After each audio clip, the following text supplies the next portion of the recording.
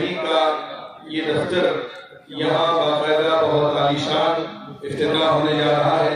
हम इस मौके पर जमीयत उलमा पाथरी और जमीयत उलमा जिला परभनी की जानिब से इज़्ज़त वाली जनाब अब्दुल्ला खान साहब दुर्रानी और बाबा जानी के तहे दिल से मशहूर है कि उन्होंने जमीयत उलमा पाथरी के लिए एक बहुत ही आलीशान वेडिंग हॉल, मेहमान खाना और उसी के तहत इंशाअल्लाह महकमा शरिया भी यहाँ शुरू हो रहा है।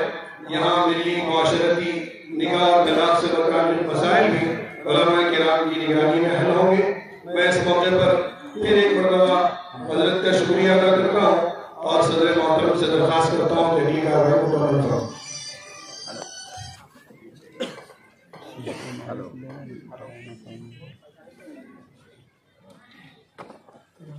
पढ़ाना कौन पढ़ना माइक ले माइक